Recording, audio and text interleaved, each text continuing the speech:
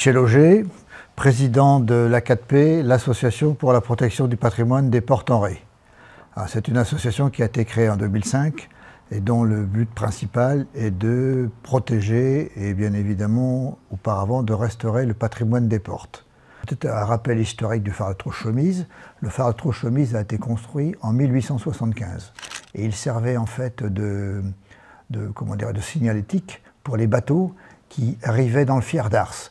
Alors, il est situé entre le banc du Bûcheron et la côte de l'Oie, donc un endroit assez délicat pour les bateaux. Donc ce phare de Trouche-Chemise a été mis en service en 1875. Il était constitué en deux parties. Il y a une tourelle au haut du bâtiment avec un éclairage et plus près de la côte, il y avait donc ce qu'on appelle un pylône avec une lumière qui reflétait donc les lumières du phare. C'est l'alignement des deux lumières qui donnait l'orientation.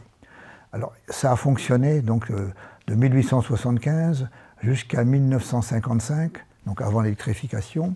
Ça a fonctionné donc avec un système les lumières étaient allumées le soir avec de l'huile de colza. Et en 1955, le phare a été électrifié. En 2006, donc, comme je le disais, le département l'a racheté et c'était resté aussi en l'état. Et donc l'association s'est inquiétée de savoir si, parce que ça reste quand même un patrimoine communal, si on ne pouvait pas le récupérer pour en faire un lieu de visite ou tout au moins participer à sa restauration. Mais donc, alors, en 2017 et 2018, alors ça s'est fait aussi par l'intermédiaire de la mairie et avec le maire de l'époque, Michel Auclair, et moi-même étant à l'époque premier adjoint, donc nous avons contacté les services du département pour savoir ce que l'on pouvait faire. Et le département nous a dit, écoutez, on n'est pas opposé à une restauration, sachant qu'il y a des travaux quand même importants à faire, mais encore faut-il que vous ayez un projet. Donc l'A4P s'est penché sur ce que l'on pouvait faire et on a déduit qu'on pouvait, tout au moins à travers certaines pièces du phare de Trouche-Chemise, en faire un lieu d'exposition. Et on a pensé que, puisque la Maison de la Dune était consacrée au thème Dunes et forêts, que l'on pouvait peut-être traiter à travers des expositions le thème très actuel lié à l'environnement, climat-océan. Donc nous avons bâti un projet. Ce projet a été accepté par le département et le département, à partir de là, nous a dit écoutez, on veut bien effectivement restaurer ce bâtiment départemental. Les travaux ont commencé en 2018. Il y a eu à peu près pour 150 000 € de travaux, complètement financés par le département. Et ça s'est traduit par une salle d'exposition. C'était anciennement la salle d'exposition les Dépendances.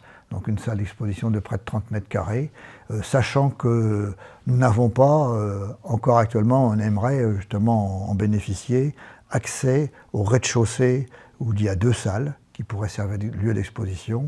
Actuellement, on n'en a pas l'utilisation et le premier étage est condamné parce que pour des raisons, alors là, typiquement environnementales, il y a une chouette qui a eu domicile à l'étage et on ne peut pas la déloger dans l'immédiat, donc on a condamné le premier étage. Et l'inauguration a eu lieu le 24 juin avec Madame Marcilly, la présidente du département. On avait invité par l'intermédiaire du maire Alain Pochon des élus et donc cette inauguration a lancé les projets, sachant que pour une première exposition, l'association s'était rapprochée du Conservatoire du Littoral, qui avait réalisé une exposition qui s'appelle Rivage en mouvement, dont le but est de mettre en évidence les problèmes posés par le réchauffement climatique, par la montée des eaux, et donc qui met bien en évidence l'évolution du trait de côte. Actuellement, nous avons donc cette exposition et qui a été complétée parce qu'il y a une cour intérieure au niveau du musée phare de Trouche-Chemise qui a été aménagée et qui est semi-protégée. Et donc nous avons un ensemble de panneaux qui est présenté. Ce sont les mammifères marins qui se trouvent autour de l'île de Ré. Il y a donc les dauphins, les marsouins, les globicéphales, et c'est une exposition complémentaire de celles qui se trouvent dans la salle principale. Nous avons été heureux de constater qu'il y avait une très forte affluence, puisqu'en fait, en l'espace de pas tout à fait d'un mois, nous avons reçu près de 1000 personnes, et ce qui fait que nous avons une moyenne à peu près de 30 à 35 personnes tous les jours, et la plupart des personnes qui participent et qui viennent voir ces expositions, et puis découvrent le phare de Trouche-Chemise, trouvent ça intéressant. Donc pour nous, c'est une réussite dans ce domaine-là.